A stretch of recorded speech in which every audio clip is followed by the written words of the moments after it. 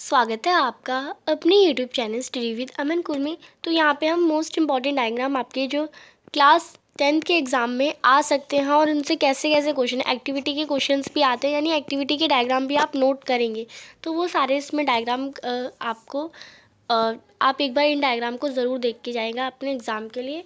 तो यहाँ पे चैप्टर नंबर 1 का डायग्राम है जो कि 1.6 पे इलेक्ट्रोलिसिस ऑफ वाटर का पूरा आप डायग्राम कैसे एक्टिविटी हुई वो सब भी आपको समझना है। देन चैप्टर नंबर 2 से रिएक्शन ऑफ जिंक ग्रेन्यूल जो आपका जो ये पूरा डायग्राम है इसके ऊपर एक्टिविटी का क्वेश्चन आ सकता है। डायग्राम बनाने को नहीं आएगा बट इससे रिलेटेड ये आपको पूरा सेटअप दे देंगे और आपको पूछ लेंगे कि किस चीज़ का डायग्राम है, तो ये सब पूछा जा सकता है। देन चैप्टर 2 में ही आपका acid solution in water conduct ये वाला डायग्राम आ सकता है आपका। देन चैप्टर 3 में मेटल एंड नॉन मेटल के लिए जो स्टीम पे एक्शन है ये आपको ये सेटअप दे के आपको पूछ सकते हैं कि ये डायग्राम या ये सेटअप किस चीज़ पे है, तो ये स्टीम ऑन मेटल पे है। देन चैप्टर 3 में ही सॉल्ट सॉल्यूशन का ये पूरा सेटअप है। तो आपको कंफ्यूज नहीं होना चैप्टर 2 और चैप्टर 3 के डायग्राम में। ये इलेक्ट्रिक रिफाइनिंग है कॉपर की, ये आपको दिखा रखा है। नेक्स्ट चैप्टर 6 में आपका लाइफ प्रोसेस में ये वाला जो डायग्राम बहुत हल्के में लेते हैं आप सब, बट ये भी इम्पॉर्टेंट है। आपको अलग स्ट्रक्चर दे सकते हैं और इसके ऊपर डायग्राम के नेम पूछ सकते हैं और डायग्राम बनाने को आ सकता है। चैप्टर 6 में ये वाला डायग्राम बहुत इंपॉर्टेंट है आपका ह्यूमन डाइजेस्टिव या ह्यूमन एलिमेंट्री कैनाल का। ये इस पे बेसिस पे क्वेश्चंस तो आते ही हैं ज़्यादातर। और अब का ऐसा नहीं है कि आपको डायग्राम भी दे सकते हैं और कुछ पार्ट्स आपको ऐसे दे देंगे एंड देन आपको उन पार्ट का नाम भी लिखना होगा और उनके फंक्शन भी, यानी आप उन सभी के फंक्शंस भी, स्टमक क्या फंक्शन है, stomach gastric juice gastric gland है क्या क्या सिक्रीट करता है, हर एक चीज़ के फंक्शन आपको पता होने चाहिए।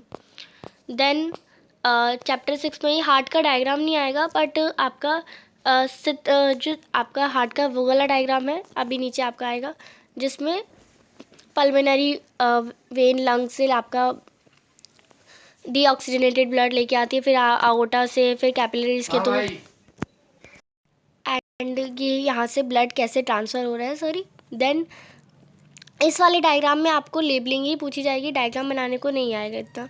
लेबलिंग पूछी जा सकती है, ये कहाँ से ब्लड जा रहा है, तो ये सारी लेबलिंग आपको अच्छे से याद होनी चाहिए। देन आपका लाइफ प्रोसेस में एक्सक्रीटरी सिस्टम का डायग्राम, ये डायग्राम बनाने को आ सकता है, इसे आप अच्छे से रट लीजिए, पूरा बनाने की कोशिश करिए। एक बार देख के बनाइए, देन सेकेंड बार देख के बनाइए और थर्ड टाइम आपका बिना देखे आप बना लेंगे। फिर लाइफ प्रोसेस में ही नेफ्रॉन का स्ट्रक्चर डायग्राम आ सकता है एंड लेबलिंग आपको अच्छे से याद रखनी है। अगर डायग्राम नहीं भी आया तो लेबलिंग ज़रूर आएगी इसकी। देन कंट्रोल एंड कोऑर्डिनेशन, अगर डायग्राम बनाने को नहीं भी बोला ना तो अगर इसका न्यूरॉन का कोई क्वेश्चन है तो आप डायग्राम बना देंगे, इससे इफेक्टिव लगेगा और आपके नंबर भी मिल सकते हैं। Then chapter 7 control and coordination में ह्यूमन ब्रेन का डायग्राम जो है वो भी बहुत इंपॉर्टेंट है। इसमें आपको डायग्राम से रिलेटेड डायग्राम बना के ही देंगे एंड देन आपको सारी लेबलिंग और उनके फंक्शंस पूछ लेंगे, तो आपको ये देखना है।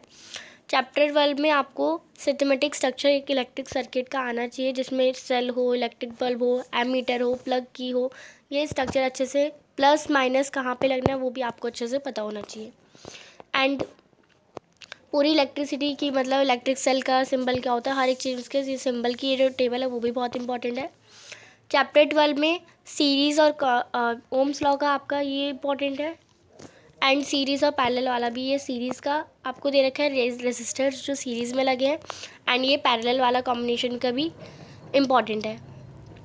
Next magnetic effect of electric current में ये जो कॉन्सेंट्रिक सर्कल्स में ये वाला जो डायग्राम है आपका स्ट्रेट कंडक्टिंग वायर वो इम्पॉर्टेंट है। देन ये आपका इलेक्ट्रिक मोटर आपके सिलेबस में नहीं है, इलेक्ट्रिक जनरेटर नहीं है। Longitudinal sectional of flower how do organism यानी चैप्टर 8 से, वो भी बहुत इंपॉर्टेंट आपका डायग्राम है। सबका रोल, स्टिग्मा का रोल, सेपल का रोल, पेटल का रोल, हर एक चीज़ का रोल आपका इंपॉर्टेंट है इसमें। Then chapter 8 germination of pollen on stigma, ये वाला डायग्राम में ये अक्सर आ जाता है तो आप इसे भी अच्छे से रट के जाएँ। एंड लाइट के सारे रूल्स, कॉन्वेक्स मिरर में, कॉनकेव मिरर में टोटल 60 है, वो भी मैंने आपको आपकी स्ट्रैटेजी वाली वीडियो में बताया था। देन ह्यूमन आई का, मायोपिक आई का और पहला आपका एक जो फार ऑफ मायोपिक आई यानी एक आपकी डिफेक्टिव आई बनेगी, फिर एक करेक्ट आई और एक करेक्शन वाली आई बनेगी। ऐसी हाइपरमेट्रोपिया का बनेगा। देन ह्यूमन आई में जो कॉम्बिनेशन में स्पेक्ट्रम है वाइट लाइट से, यानी एक प्रिज्म सीधा एक प्रिज्म उल्टा, ये वाला इंपॉर्टेंट है डायग्राम। एंड चैप्टर 14 आपके सिलेबस में नहीं है। देन आपका ये जो रिस्पायरेटरी सिस्टम वाला डायग्राम भी इंपॉर्टेंट है, आप इसे भी नोट कर सकते हैं और आपको इसे बनाना भी आना चाहिए, आ सकता है बनाने में। And human male reproductive system का डायग्राम आ सकता है, फीमेल रिप्रोडक्टिव सिस्टम का भी डायग्राम आपको आना चाहिए। अमीबा का डायग्राम जो बहुत इंपॉर्टेंट है, अमीबा का रीजनरेशन। अब जस्ट लाइक चैप्टर 8 में तो सारे ही डायग्राम आपके इंपॉर्टेंट है, ये सारे चैप्टर 8 के डायग्राम आपको दिखा रही हूँ मैं। एंड ये हमने डिस्कस कर लिया, ये सारा हमने डिस्कस कर लिया। डिफेक्ट्स, एक आई का डायग्राम आ सकता है, मैंने आई का नहीं बताया, आई का भी बहुत इंपॉर्टेंट डायग्राम है।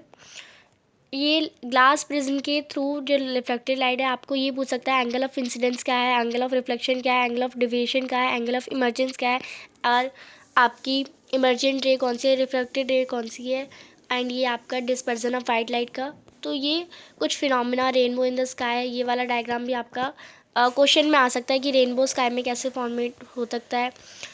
और रेक्टेंगुलर ग्लास स्लैब का क्वेश्चन तो आपके मिड टर्म में भी आया था, तो ये क्वेश्चन भी इम्पॉर्टेंट है। एटमॉस्फेरिक रिफ्रैक्शन, एडवांस सनराइज़ और डिले सनराइज़ का इंपॉर्टेंट है आपका। इमेज फॉर्मेशन हमने डिस्कस कर लिया।